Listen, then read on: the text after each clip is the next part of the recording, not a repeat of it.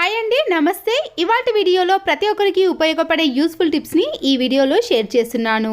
ఇలాంటి tea cups ఉంటాయి కదండి, మనము టూత్ పిక్తో చిన్న చిన్న హోల్స్ చేసుకున్న తర్వాత మరొక టీ కప్ని ఇలా హోల్ చేసుకున్న దాన్ని పైన పెట్టేసుకొని మనము 1 టీ స్పూన్ వరకు టీ పొడిని, హాట్ వాటర్ ఉంటుంది కదండి, ఆ హాట్ వాటర్ని ఈ టీ పొడిలో వేసేసామనుకోండి, మనకి ఈ టీ డెకాషన్ అనేది రెడీ అయిపోతుంది. టీ పొడిని సపరేట్ చేసుకోవడానికి మనము ఇక్కడ జాలి కూడా అవసరం లేదండి, డైరెక్ట్గా మనము ఇలా టీ డెకాషన్ని తాగేయవచ్చు.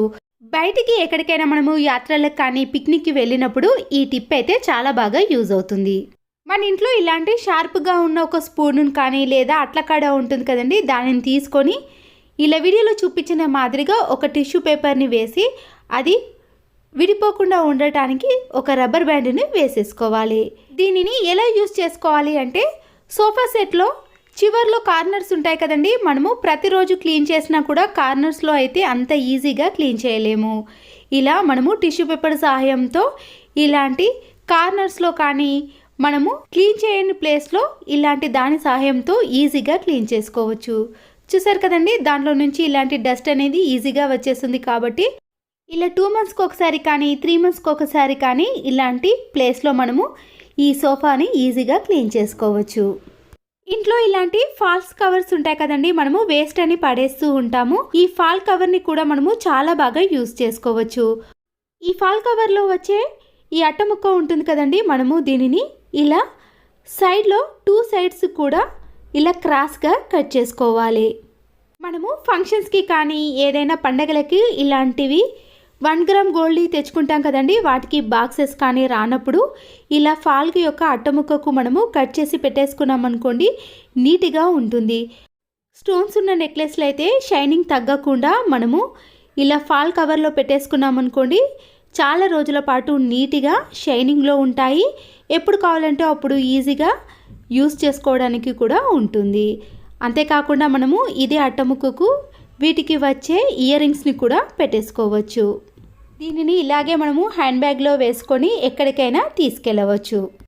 వేస్ట్గా ఉన్న ఒక కార్డ్బోర్డ్ని తీసుకొని చిన్న చిన్న పీసెస్గా కార్డ్బోర్డ్లను కట్ చేసుకొని ఇలా మధ్యలోకి అతికించుకోవాలి. మనకి ఏ సైజులో కావాలంటే ఆ సైజులో అతికించుకున్నాక దీంట్లో ఇలాంటి నెయిల్ పాలిష్ని కానీ ఇలాంటి నెక్లెస్లు కానీ టిక్ టాక్ పిన్స్ ఉంటాయి కదండి, అలాంటివి కానీ ఇయర్ రింగ్స్ కానీ శారీ పిన్స్ ఇలా ఎన్నో రకాలుగా మనము ఇలాంటి దాంట్లో పెట్టేసుకున్నాం అనుకోండి, దేనికి దానికి సపరేట్గా ఉంటుంది. కాబట్టి ఏది కావాలన్నా ఈజీగా తీసుకోవచ్చు. అన్నీ ఒకే దగ్గర ఉంటాయి కాబట్టి ప్రతి దానికి వెతకాల్సిన పని కూడా ఉండదు. దీనివల్ల మనకి టైం కూడా చాలా సేవ్ అవుతుంది. కబర్డ్స్లో ఇలాంటి హూక్ని అతికించేసుకున్నాం అనుకోండి, కూలింగ్ గ్లాసెస్ కానీ ప్రతిరోజు వేసుకునే గ్లాస్ని ఇలా పెట్టేసుకున్నాం అనుకోండి, ఈ స్పెట్స్ అనేవి పగలకుండా మనము ఎక్కువ రోజులు యూస్ చేసుకోవచ్చు. కొబ్బరి తురుముకునేది ఉంటుంది కదండి, మనము ఫాయిల్ పేపర్ని ఇలా రౌండ్గా బాల్స్ లాగా చేసి ఇలా తురుముకునే దానిపై అప్లై చేసామనుకోండి, షార్ప్నెస్ లేనప్పుడు ఈ టిప్ అయితే చాలా బాగా యూజ్ అవుతుందండి. మళ్ళీ అది కొత్త దానిలా షార్ప్నెస్లోకి వచ్చేస్తుంది.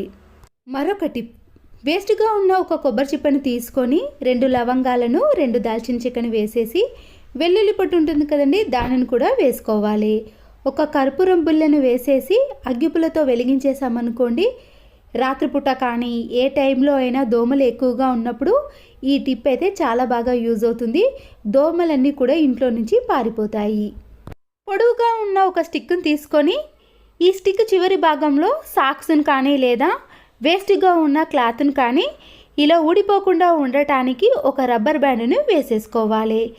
ఇలా వేసుకున్న తర్వాత మనము ఇంట్లో ఉండే బూజును దులపడానికి కానీ లేదా మనము రూమ్స్లో ఇలాంటి సైడ్స్ ఉంటాయి కదండి, మనము చీపురు కట్టతో క్లీన్ చేసినా కూడా ఆ డస్ట్ అనేది ఈజీగా తొలగిపోదు. కాబట్టి ఇలాంటి కార్నర్స్లో కూడా మనము ఈ స్టిక్తో ఈజీగా క్లీన్ చేసుకోవచ్చు. షాపింగ్కి వెళ్ళినప్పుడు కానీ ఏదైనా కూరగాయలకు వెళ్ళినప్పుడు ఇలాంటి బ్యాగ్స్ని యూస్ చేసాం కదా, మనము చిల్లర కాయిన్స్ కానీ డబ్బులను చేతిలో పట్టుకోకుండా ఉండటానికి ఇలాంటి చిన్న పర్సును మనము ఇలా బ్యాగ్కు పై భాగంలో పిన్ పాంచుతో పిన్స్ వేసేసామనుకోండి, అది ఊడిపోకుండా ఉంటుంది. మనము డబ్బులను ఇందులో ఈజీగా పెట్టుకోవచ్చు. లేదా మనము ఫోన్ను కూడా పెట్టుకోవాలంటే ఇంకా కొంచెం పెద్ద పర్సును కూడా తీసుకొని ఇలా పిన్స్ వేసుకున్నామనుకోండి, మనము ఎక్కడ మర్చిపోకుండా చాలా వీలుగా ఉంటుంది. కాబట్టి పిల్లలు ఉన్నప్పుడు కూడా మనము చేతిలో పట్టుకోవడానికి ఇబ్బంది అయినప్పుడు ఈ టిప్ అయితే చాలా బాగా యూజ్ అవుతుంది. మరొక యూస్ఫుల్ టిప్, మాస్క్ను ఇలా వీడియోలో చూపించిన మాదిరిగా పై భాగంలో కట్ చేసుకోవాలి. ఇలా కట్ చేసుకోవడం వల్ల దీంట్లో ఒక వైర్ అనేది వస్తుందండి. ఈ వైర్ని తీసుకొని మన ఇంట్లో ఉండే ఏవైనా ఫోన్ వైర్స్ని కానీ, ఇయర్ ఫోన్స్ని కానీ, లేదా టేపు ఉంటుంది కదండి, మనము ఇలా నీట్గా మడత పెట్టుకొని ఈ వైర్ని ఇలా చుట్టేసామనుకోండి, స్పేస్ తక్కువగా తీసుకుంటుంది, చూడడానికి కూడా నీట్గా కనబడుతుంది. ఇలాంటి నాన్ స్టిక్ ప్యాన్స్ ఉంటాయి కదండి, ఈ ప్యాన్ పైన మనము ఒకదాని మీద ఒకటి పెట్టేసామనుకోండి, దానికి కింది భాగంలో మనము రఫ్గా తీసినా కానీ కింద లైన్స్ అనేవి పడి నాన్ స్టిక్ ప్యాన్స్ అనేవి త్వరగా పాడైపోతాయి. స్పేస్ అనేది ఎక్కువగా మిగిలిపోవాలి అంటే ఇలా ఒక్కొక్క నాన్ స్టిక్ ప్యాన్ మీద ఇలా వాడని ఏవైనా సాక్స్లను పెట్టేసి మనము ఈ నాన్ స్టిక్ ప్యాన్స్ని పెట్టేసామనుకోండి, త్వరగా పాడవకుండా ఉంటాయి. చూసారు కదండి, ఇలాంటి నాన్ స్టిక్ ప్యాన్ పైన నేను అన్ని పెట్టేశాను, ఇలా లైన్స్ అనేవి ఏర్పడ్డాయి. ఇప్పుడు ఈ నాన్ స్టిక్ ప్యాన్స్ని మనము కబోర్డ్లో కానీ ఇలా సెల్ఫ్లో పెట్టేసుకున్నాం అనుకోండి, స్పేస్ కూడా చాలా తక్కువగా తీసుకుంటుంది. కాబట్టి ఇలా ఒకదాని మీద ఒకటి ఎన్నైనా పెట్టేసుకోవచ్చు. ఇలాంటి కార్డ్బోర్డ్ రోల్ని కానీ బర్త్డేలప్పుడు షార్ట్ని పేలుస్తాం కదండి, అదైనా తీసుకోవచ్చు. నేను ఇక్కడ అదే తీసుకున్నాను, కింద ఇలాంటిది ఉంటుంది. ఈ కార్డ్బోర్డ్ రోల్కి మీరు డిజైన్ ఏదైనా పేపర్ని కూడా వేసుకోవచ్చండి. ఇలా కిచెన్లో మనము ఈ కార్డ్బోర్డ్ రోల్ని పెట్టేసామనుకోండి, కిచెన్కి సంబంధించిన ఇలాంటి పీలర్ని కానీ, నైఫ్ని కానీ, సీజర్స్ని, చిన్న చిన్న స్పూన్స్ని మనకి ఈజీగా దొరికే విధంగా ఇలా కార్డ్బోర్డ్ రోల్లో పెట్టేసామనుకోండి, అన్నీ ఒకే దగ్గర ఉంటాయి. తీసుకోవడం కానీ మళ్ళీ ఇందులో పెట్టడం చాలా ఈజీగా ఉంటుంది. ఆన్లైన్లో ఆర్డర్ పెట్టినప్పుడు ఇలాంటి బాక్సులు వస్తాయి కదండి, మనం కట్ చేయడానికి నైఫ్ని కానీ సీజర్ని యూజ్ చేయకుండా ఇలా నెయిల్ కట్టర్లో వచ్చే చిన్న నైఫ్తో మనము ఈజీగా కట్ చేయవచ్చు. ఇలా కట్ చేయడం వలన ఎలాంటి ఇబ్బంది లేకుండా, క్రాస్గా కటింగ్ కాకుండా ఇలా నీట్గా కట్ అవుతుంది. అప్పుడు మనం దీన్ని ఈజీగా ఓపెన్ చేసి చూడవచ్చు. మనము ఎంతో రేటు పెట్టి ఇలాంటి ఫ్లక్కర్ని తీసుకుంటామండి. ఒక్కొక్కసారి ఈ ఫ్లక్కర్లో ఉండే ఇలా మిడిల్ పిన్ అనేది లోపలికి వెళ్ళిపోయింది అనుకోండి, అవి పూర్తిగా విడివిడిగా అయిపోతాయి, మళ్ళీ పెట్టే ఛాన్స్ కూడా ఉండదు. ఇలా ఆ పిన్ అనేది బయటికి రాకుండా ఉండాలి అంటే ఇలా కొద్దిగా నెయిల్ పాలిష్ని అప్లై చేసామనుకోండి, ఆ పిన్ అనేది జరగకుండా స్టిఫ్గా అలాగే ఉంటుంది. ఇలాంటి ఫ్లక్కర్లు అనేవి పాడవకుండా ఎక్కువ రోజులు యూజ్ చేసుకోవచ్చు. పిల్లల నైట్ ప్యాంట్స్ ఉంటాయి కదా, వాటికి వచ్చే నాడలు అనేవి ఒక్కొక్కసారి లోపలికి వెళ్ళిపోతాయి. ఇలా వెళ్ళిపోకుండా ఉండాలంటే వీడియోలో చూపించిన మాదిరిగా ఈ నాడలను ఇలా రెండుగా ముడి వేసుకోవాలి. ఇప్పుడు ఈ నాడను ఇలా ముడి వేసుకున్న నాడలోకి మరొక నాడను అదే మాదిరిగా ఇలా రెండింటిని చేసుకుంటే ముడి అనేది పడుతుంది. తర్వాత మళ్ళీ మనము ఎప్పుడంటే అప్పుడు ఈజీగా లూజ్ చేసుకోవచ్చు, టైట్ చేసుకోవచ్చు. ఇలా చేసుకోవడం వలన ఈ నాడలు అనేవి లోపలికి వెళ్ళే అవకాశం అయితే ఉండదు. మరొక యూస్ఫుల్ టిప్, ఒక టిష్యూ పేపర్ని తీసుకొని ఇలా సన్నగా మలుచుకోవాలి. ఈ మడత అనేది చెరిగిపోకుండా ఉండడానికి ఇలా తిప్పుకోవాలి. ఇలా సన్నగా తిప్పుకున్న తర్వాత ఇంట్లో ఏదైనా కోల్గేట్ పేస్ట్ ఉంటే దీనికి కొద్దిగా అప్లై చేయాలి. ఈ కోల్గేట్ పేస్ట్ అనేది ఇలా ఒక దగ్గర కాకుండా ఈ టిష్యూ పేపర్ మొత్తం కూడా అప్లై చేసుకోవాలి. ఒక గాజు సీసాను కానీ ఒక గాజు బౌల్ని తీసుకొని ఈ టిష్యూ పేపర్ని అందులో చుట్టుకొని ఇలా పొడవుగా చేసుకోవాలి. దీనిని మ్యాచ్ బాక్స్తో ఇలా అంటించడం వలన దీని నుండి వచ్చే పొగ వల్ల ఇంట్లోకి దోమలు అనేవి అస్సలకే రావు. ఒకవేళ ఎక్కువగా దోమలు తిరుగుతున్నాయంటే ఇలా చేయడం వలన దోమలు అనేవి బయటకి వెళ్ళిపోతాయి. వేస్ట్గా ఉన్న ఒక మాస్క్ని తీసుకొని ఇలా మధ్యలో స్క్వేర్ షేప్లో కట్ చేసుకోవాలి. ఇలా కట్ చేసుకోవడం వలన ఇది ఒక పర్సు మాదిరిగా ఉంటుంది. ఇంట్లో ఉండే జవ్వాదు పౌడర్ని తీసుకోవాలి. దీంట్లో నుంచి కొద్దిగా మాత్రమే ఈ పౌడర్ని ఈ మాస్క్లోకి వేసుకోవాలి. ఇలా కొద్దిగా తీసుకుంటేనే సువాసన అనేది ఎక్కువగా వచ్చేస్తుందండి. మన ఇంట్లో ఏదైనా బ్యాడ్ స్మెల్ అనిపించినా కానీ వాష్రూమ్లో ఎలాంటి బ్యాడ్ స్మెల్ రాకుండా ఉండాలంటే ఇది రూమ్ ఎయిర్ ఫ్రెషనర్గా చాలా బాగా పనిచేస్తుంది. మనకి ఎక్కడ బ్యాడ్ స్మెల్ అనిపిస్తే అక్కడ ఈ మాస్క్ను వేసుకోవాలి. ఇలాంటి చిన్న చిన్న హెయిర్ బ్యాండ్స్ కానీ పిల్లల స్కూల్ స్టార్ట్ అయిపోయినాయి కదా, రిబ్బన్లు ఇలాంటి వాటిని మనము వాషింగ్ మిషన్లో వేసుకొని వాష్ చేసుకోవాలంటే ఒక సాక్స్ని తీసుకొని వీటన్నిటిని కూడా అందులోకి వేసుకోవాలి. అయితే దానికంటే ముందు సర్ఫ్ను కానీ ఏదైనా లిక్విడ్ని ఇందులోకి వేసి ఇప్పుడు ఈ హెయిర్ బ్యాండ్స్ అన్నిటిని కూడా ఈ సాక్స్లోకి వేసుకోవాలి. గట్టిగా ముడి వేసుకొని వాషింగ్ మిషన్లో వేసుకుంటే సరిపోతుంది. అయిపోయిన కోల్గేట్ పేస్ట్ ఉంటుంది కదండి, ఇది వేస్ట్ అని పడేస్తాం కానీ దీన్ని మనమైతే చాలా రకాలుగా యూజ్ చేసుకోవచ్చు. ఇలా అయిపోయిన కోల్గేట్ పేస్ట్లో కొన్ని వాటర్ని వేసి ఇలా బాగా షేక్ చేసిన తర్వాత దాంట్లో ఉండే వాటర్ అంతా కూడా ఇలా ఒక గిన్నెలోకి వేసుకోండి. దీన్ని కూడా మనము ఎలా యూజ్ చేసుకోవాలో చెప్తానండి. ముందుకైతే ఇలా కోల్గేట్ పేస్ట్ని నీట్గా కడిగిన తర్వాత ఇలా చివరి భాగంలో కొద్దిగా సీజర్తో కట్ చేసుకోండి. ఇలా రౌండ్గా కట్ చేసుకున్నాక క్యాప్ ముందు భాగం అనేది ఈ హోల్లో పట్టే విధంగా కట్ చేసుకోవాలి. ఇలాంటి పెద్ద పెద్ద వైర్స్ కానీ ల్యాప్టాప్ వైర్స్, ఛార్జింగ్ వైర్లు ఉంటాయి కదండి, వీటిని ఇలా రౌండ్గా చుట్టేసి ఇంతకుముందు కట్ చేసిన ఈ కోల్గేట్ పేస్ట్ని ఇలా పెట్టేసిన తర్వాత క్యాప్ని పెట్టేసామనుకోండి, అది విడిపోకుండా ఎన్ని రోజులైనా అలాగే ఉంటుంది. బ్యాగ్లో కానీ మనం ఎక్కడికైనా బయటకి వెళ్ళడానికి సర్దుకున్నప్పుడు చాలా నీట్గా కంఫర్ట్గా ఉంటుంది. ఈ కోల్గేట్ పేస్ట్ వాటర్ని కూడా మనం వేస్ట్ చేయకుండా ఇలా ఏదైనా ఒక పొడి క్లాత్ పైన ఈ వాటర్ని వేసుకోండి. ఈ కోల్గేట్ వాటర్తో మనము ఫ్రిడ్జ్ డోర్ని క్లీన్ చేసామనుకోండి, ఫ్రిడ్జ్ డోర్ అనేది నీట్గా అవటమే కాకుండా మంచి షైనింగ్లోకి కూడా వస్తుంది. ఎలాంటి డస్ట్ అయినా సరేనండి ఈజీగా తొలగిపోతుంది. కోల్గేట్ పేస్ట్తో మనము బాత్రూంలోనే క్లీన్ చేస్తున్నాము, అవి అంత నీట్గా అయినప్పుడు ఇలాంటి ఫ్రిడ్జ్ డోర్ అనేది నీట్గా కాదా అండి? చూసారు కదండి ఎంత నీట్గా కనిపిస్తుందో, ఇలా కొత్త దానిలా కనిపిస్తుంది. ఫ్రిడ్జ్ డోర్ మొత్తాన్ని కూడా ఇలా వాటర్తో క్లీన్ చేసుకోవాలి. ఇదే కోల్గేట్ వాటర్తో వాష్ బేసిన్ ఉంటుంది కదండి, ఏదైనా బ్యాడ్ స్మెల్ వచ్చినప్పుడు కానీ క్లీన్గా లేనప్పుడు ఈ కోల్గేట్ వాటర్ని కొద్దిగా వేసి మనము స్క్రబ్బర్తో కానీ బ్రష్తో క్లీన్ చేసుకొని చూడండి. ఎలాంటి వాష్ బేసిన్ అయినా కిచెన్లో ఉండే సింక్ అయినా సరేనండి చాలా నీట్గా క్లీన్గా కనబడుతుంది. ఇంట్లో ఉండే వైపర్ని తీసుకొని ఇలా రెండు వైపులా ఒక్కొక్క సాక్స్ను వేసేయండి. స్టిక్ని గట్టిగా పెట్టేసిన తర్వాత టైల్స్ పైన ఇలా గట్టిగా అతుక్కోపోయే మరకలు ఉంటాయండి. మనము ప్రతిసారి మాప్తో క్లీన్ చేయడం కంటే ఈ వర్షాకాలంలో చలికాలంలో మాప్ అనేది త్వరగా ఆరిపోదు. ఇలా వైపర్కి మనము 2 సాక్స్లను వేసి గట్టిగా ఇలా తుడిచేసామనుకోండి, ఫ్లోర్ కూడా చాలా నీట్గా ఉండటమే కాకుండా ఇలా గట్టిగా అతుక్కోపోయిన మరకలు కూడా ఈజీగా క్లీన్ అయిపోతుంది. ప్రతిసారి మాప్తో క్లీన్ చేసామనుకోండి ఆరడానికి చాలా టైం తీసుకుంటుంది, కానీ ఇలా తక్కువ టైంలో ఈజీగా క్లీన్ చేసుకోవాలంటే ఈ టిప్ అనేది చాలా బాగా యూజ్ అవుతుంది. ఒక టూత్ పిక్ని తీసుకొని ఇలా బర్నర్స్ చుట్టూ జిడ్డు అనేది ఎక్కువగా ఉంటుందండి, మనము స్క్రబ్బర్తో క్లీన్ చేసినా కూడా ఈజీగా తొలగిపోదు కదా. ఇలా ఏదైనా షార్ప్గా ఉన్న దానిని తీసుకొని ఇలా క్లీన్ చేసుకున్నాం అనుకోండి, దాంట్లో ఉండే జిడ్డు అనేది ఈజీగా పోతుంది. అంతేకాకుండా ఆన్ ఆఫ్ బటన్లలో ఉండే డస్ట్ను కూడా మనము ఈ టూత్ పిక్ తోటే క్లీన్ చేసుకోవచ్చు.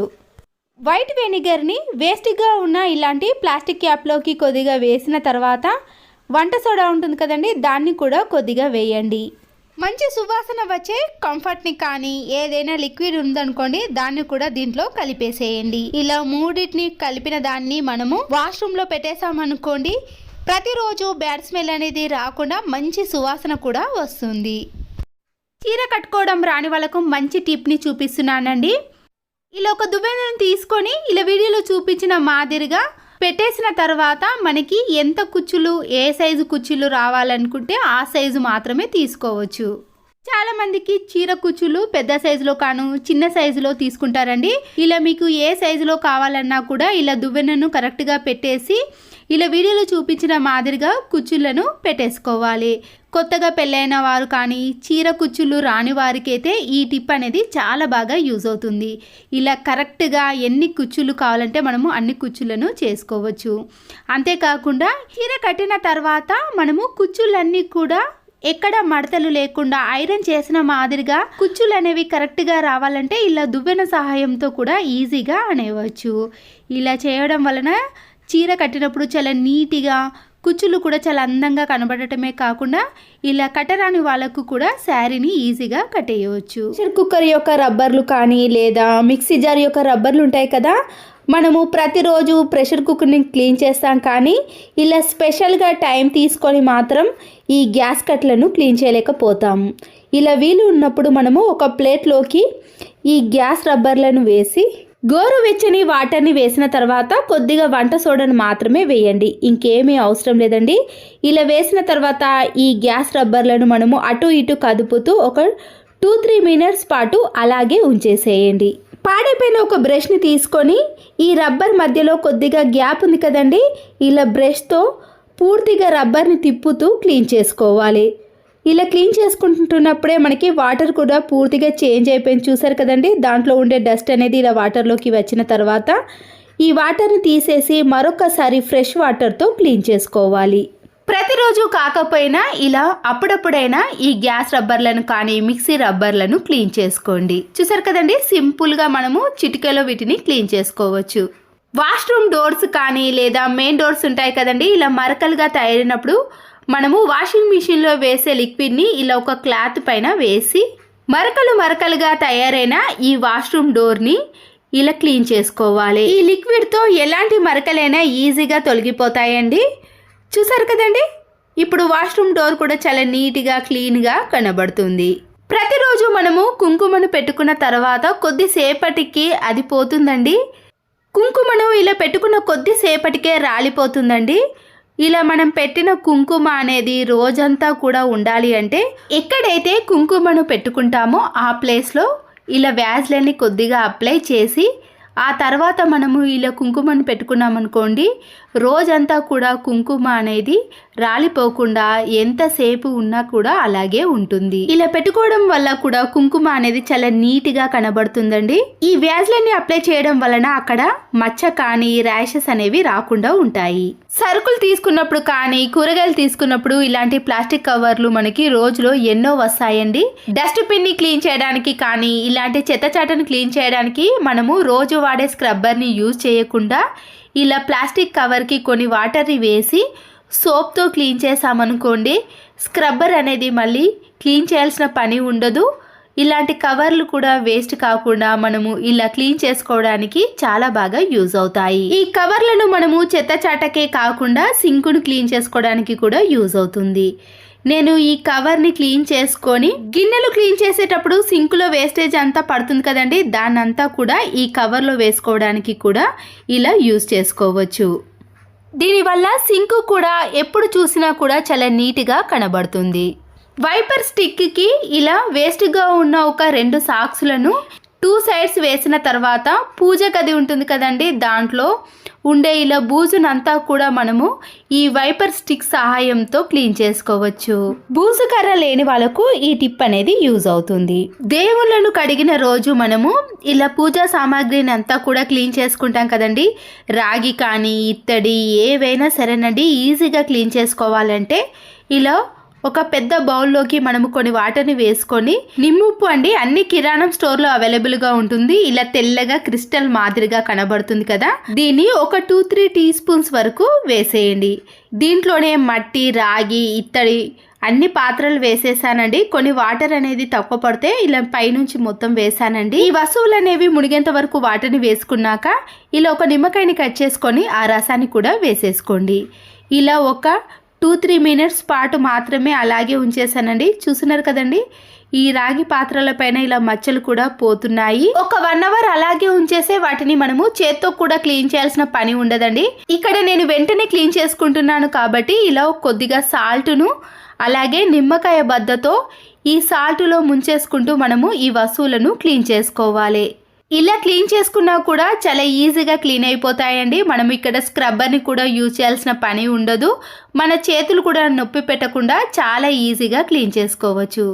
ఆ తర్వాత నేను వాటర్తో క్లీన్ చేసి చూపిస్తున్నాను చూడండి, ఎంత నీట్గా క్లీన్గా అయిపోయాయో. ఆ తర్వాత మనకి మచ్చలు అనేవి ఏర్పడకుండా ఉండటానికి ఇలా ఒక పొడి క్లాత్తో క్లీన్ చేసుకున్నారనుకోండి, 20 నుంచి 25 డేస్ వరకు కూడా ఈ రాగి చెంబులు అనేవి అలాగే ఉంటాయి.